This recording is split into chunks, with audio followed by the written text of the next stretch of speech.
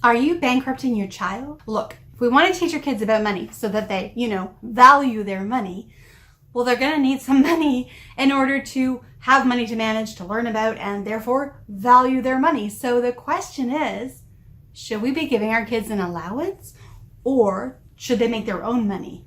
Today, we're going to go into both and figure out the pros and the cons of Allowance for Kids to help you figure out what's going to work best for your family budget.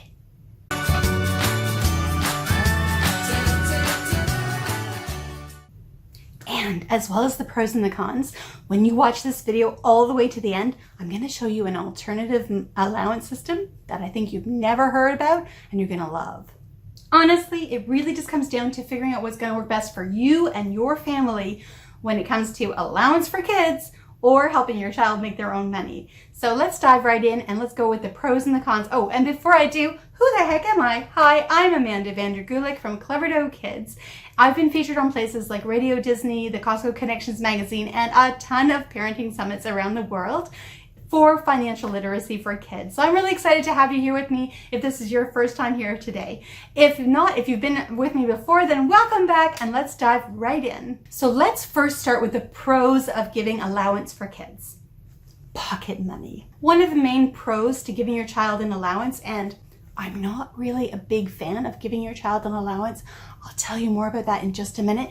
But one of the bonuses of giving your child an allowance is that they're going to have steady income that they can start learning how to manage on a regular, consistent basis. And that can be definitely a pro. Another pro for giving kids an allowance is that it can be a lot easier to get your child started by having their own money if you just give them an allowance. Finding ways for them to earn their own money will take a little bit longer. So if you want to have your child have some money right away so they can start learning how to manage it, then yeah, giving an allowance for kids might be one of the easier ways. Not necessarily the best way, but an easier way. And the last pro for giving Allowance for Kids is that you get to decide how much money your child is going to manage. And that can be something that's difficult for parents to not know how much their child is going to manage and to worry about them wasting their money. So I totally get that. If you do an Allowance for Kids, then you can set your own budget. And there is honestly no right or wrong amount. It's whatever's going to work best for you financially and for your child to help them achieve their goals. So in our first video in the series, we went over goal setting for kids. Make sure you do watch that before you continue this video and then come back and we'll continue from here. So now let's go into the cons of giving an allowance. All right, so one of the biggest cons to giving allowance for kids is that you're kind of setting them up for that entitlement mentality. I mean, all they have to do is say, hey, mom, dad, where's my allowance? And they just automatically get money every week or every month or whatever system you're deciding to use. And that can definitely create, and you see it all the time, all over the place, an entitlement mentality in your child. And we really don't want that because we're not then preparing them for the real world.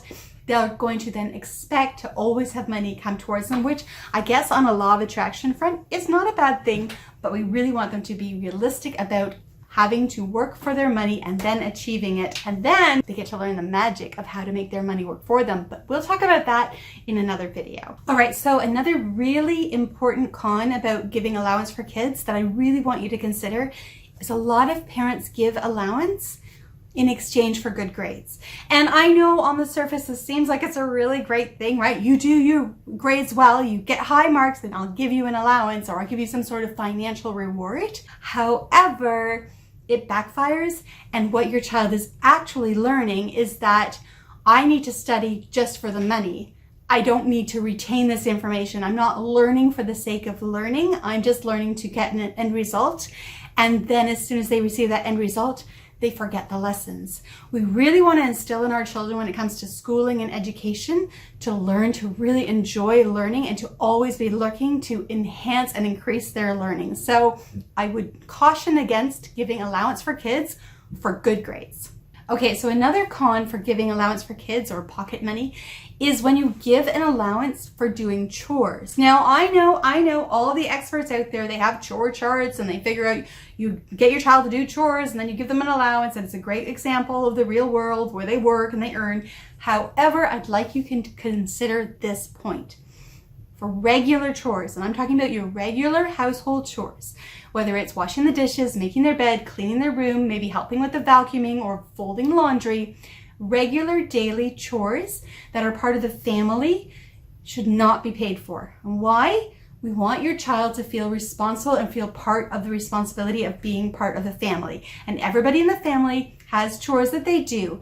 Now, the caveat is you can absolutely do special chores, chores that you would otherwise pay somebody else for. All right. So let's say maybe you normally pay somebody to mow the lawn. Awesome. When your child is old enough that they're safe to be on a lawnmower or to use a lawnmower, and they're like, I want to do the lawn mowing instead so I can earn the money instead of the person who's doing it right now.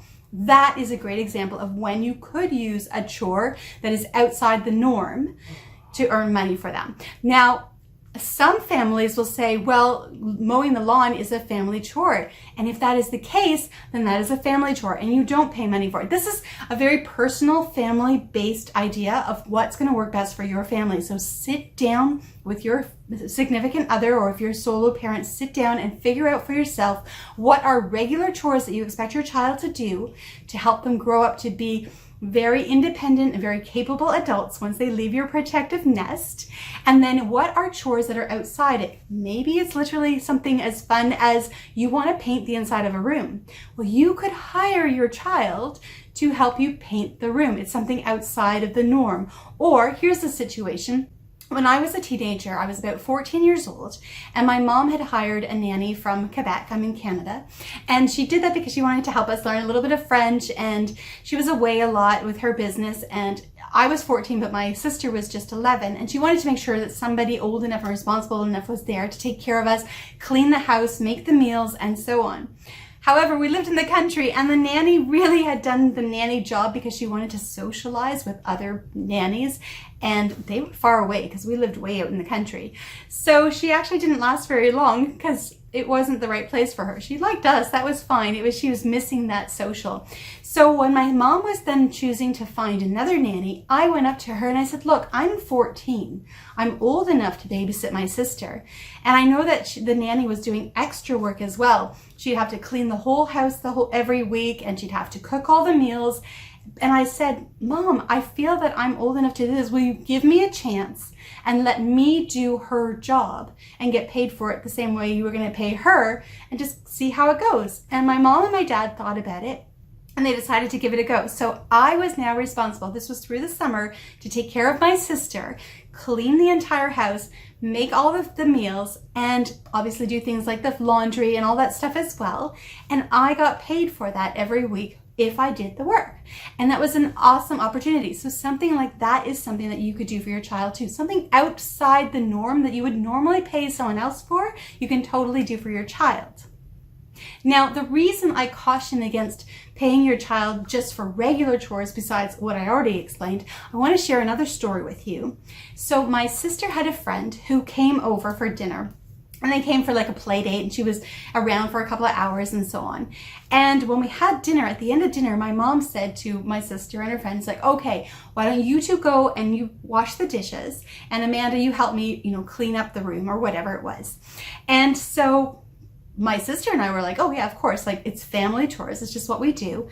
But her friend actually, while they were doing the dishes, she said to my sister, we're gonna get paid for this, right? What? Yeah, she had grown up in a home where every single chore she did, she got paid for. So she actually expected when she went somewhere else that she would always get paid for it, which means it translates, once she left her parents' protective nest, she was going to expect whoever she lived with to pay for her for doing things like the dishes, right? We don't want that for our kids. All right, so now it's time to talk about, well, if we're not going to give allowance for kids or pocket money to our kids, what about helping them earn their own money? Fair enough. Again, they need to have money in order to manage it so that they can then use it to buy the goals that we had talked about in this video over here, so they can get excited and motivated to want to really become masters of their money.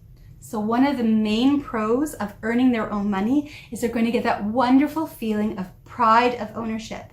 When they're going after their goal and they're saving their money to achieve that goal, if it's money that they earned on their own terms and they worked hard for, and they saved it up and it took a bit of effort, and then they achieved that goal, suddenly they have so much respect, so much value for that thing that they accomplished. Whether it's like in the video that we just did together, whether it was going for that brand new red bike or buying that brand new DS system, or maybe saving up for a family trip to Disneyland or Disney World, right? Something like that, they are going to feel a part of that accomplishment. If things are just given to you, you don't feel the same pride of ownership. You don't understand the value of the money. So by having your child earn their own money, you're actually helping them have that pride of ownership and independence, which is what we want. Because honestly, we're not raising children, we're raising young adults, right? You think about it, as parents, we're not in the business of raising kids. We are actually in the business of raising adults. We're preparing our children to be adults so that they can be independent and they can be safe and happy and financially secure as young adults once they leave our protective nest. I mean, worst case scenario, they fail miserably and then they come crawling back to us, and then we have to continue to take care of them financially for the rest of their lives. No, we are raising adults, not children. And I want you to really think about that. Another really, really great and strong pro for earning their own money is that it builds them self-confidence, and that independence that I talked about makes them feeling really secure in themselves, knowing that no matter what situation they get into in life, whether they go through great financial times or horrible financial times, they are going to know that they have the resources to always find ways to earn their own money. Whether it's working for someone else or creating their own job, they're going to have that mindset of always looking for solutions rather than focusing on problems. When we focus on problems, we get nowhere. When we look for solutions, suddenly, again, I mentioned it in the previous video, our amygdala, it's a part of our brain that focuses for us, helps to notice the possibilities and notice the opportunities of where we can actually find and create and earn money. All right, so what are the cons of your child earning their own money? Yeah, no, honestly, the only con I can think of is that it's going to take you a little more time and effort as the parent. I know, as parents, what? We have to do some work for our children? Whoever told us that, right? Yes, it's going to take you a little bit of time to actually help your child get started on earning their own money. But once they get into the habit of it, they don't need mom and dad anymore. Once we teach our children how to be resourceful and how to come up with ways they can earn their own money, we don't have to be part of it anymore. Obviously, we're going to monitor and make sure that they're safe and all of the normal parental things, but their brains will already be turning. The cogs will already be rolling and they'll be finding opportunities on their own. So even though it will take some effort to get them started, it is effort well spent, and I'm going to help you, so don't worry. All right, now I promise to share with you an alternative way of giving an allowance for kids that you would really love. Now, I already spoke about one of them, and that was when it came to chores, to find specific special chores that you would otherwise be paying somebody else for. So that is one alternative way where you're not just giving allowance for kids and you're just giving them regular pocket money, but they're actually having to work for it at something that is beyond the normal family's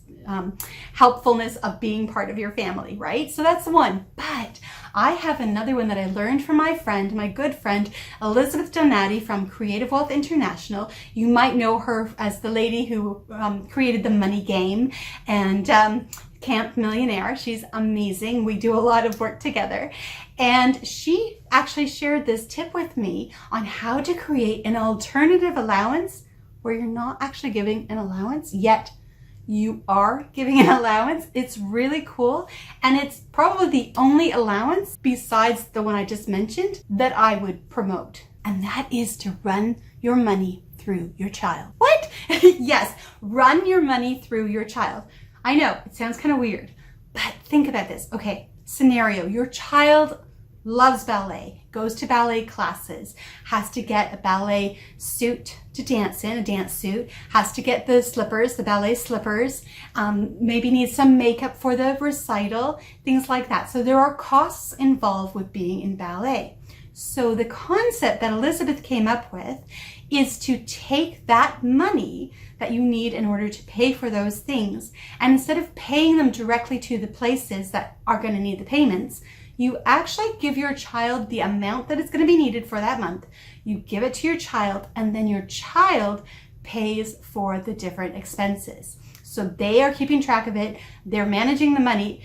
It's not their money. They know that it's not theirs. They don't get to spend it anywhere else, but they get to see, they get to be the handler of the money. And that way they can actually see where things are going. Now, this is not a way to help your child earn money. So it's not going to give them money to manage as far as their own money, but it is going to give them a really great way to get started understanding how money spreads across different things with budgeting. So it's just a really great way to get started. And then I would do this on the side of also helping them earn their own money, because there's nothing more exciting than earning your own money that you get to spend however you like. But I wanted to share that with you because I thought it was a really cool concept, and I'm so grateful to Elizabeth.